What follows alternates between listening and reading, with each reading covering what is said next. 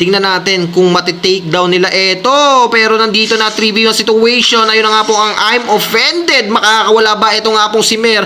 Ang backup nandun ang time journey. Nakawala nga pero yung ating Shane na nanggaling doon sa ating Julian ay hindi tumama at patuloy na tumatakbo yung Mer pero hindi pa rin siya makakaligtas. Isusunod ba si Stico? Kahit nasa torre ka ay papasukin kita. That's a double kill para sa ating Verge of Feather pero nandoon na ang Downing Light 4v1 situation.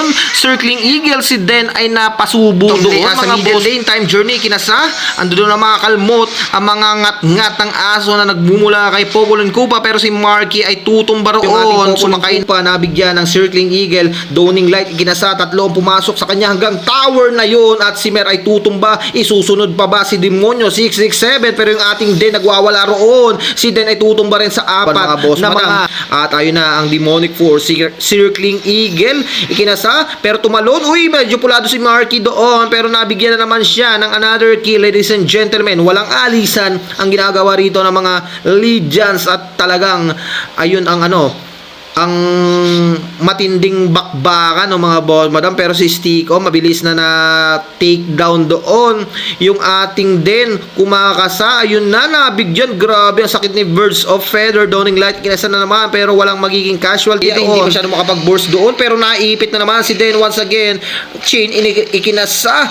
Uy, si Murky ay isusunod pa. Dalawa ang bumalagbag laban sa apat pero dalawang tumumba sa mga CCMS pero dahil sa middle lane mabilis na matutunaw rito, hindi ba sila makakapag tower pushing pero ang side ng mga CCMS ay makakapag-depensa pa rin doon mga boss madam, although yung kanilang mga minions ay naka-flow pero yung etong mga Legions gustong umabante. Ayun na, nakapitan na, natalian na. Pero yung ating Matilda pumasok hanggang loob. Uy, si Murky na naman ang tutumba rito. Yung ating time journey nila pag Birds of a Feather ang magiging casualty roon. Ang magiging trade Demonyo 666 ay tutumba. Dalawa ang bagsak sa side ng mga Legions habang isa lang ang magiging casualty sa side ng mga CCMFs. Pero, uy, medyo pulado roon si Kapitan Yuta. Nakaligtas pa nga sa tulong ng isang Matilda. Pero ayun, bumawi, bumalik pa.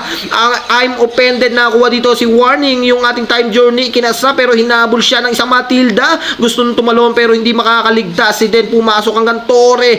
Pulado pa at siya pa ang mamamatay rito mga boss madam. At makaka-take down pa sila rito ng middle inhibitor tower. At ayun na nga po yung I'm offended na hila itong si Murky. Hindi na nakatalon doon. At yung tatlo sa side ng mga Legions ay patuloy sa pag-abante. Kumbaga, kaya namin to kahit tatlo lang kami. Sisigay namin kayo kahit wala yung aming idet. At ayun na nga po yung ating Julian pero once again kabubuhay lang nun, yatap na naman at gusto nang tapusin niya ata rito. Mer will fold. Ladies and gentlemen, buhay na ang side mga CCMS pero nag-aatrasan sila kahit nasa base na nila. At ayun na naman ang ating Den Valkyrie Descent ikinasa pero gusto niyang umabante pero bagsak pa rin di sila dito mga kaibigan. Ito na tatlong bagsak sa mga CCMS pero patuloy pa rin nagdidepensa yung Circling Eagle kinasa flicker out para sa ating Julian ay sa ating Savior. Lima pa rin ang buhay sa mga side ng mga Legions at ayun na nga po ang pagtatapos ng ating laban at tinapos na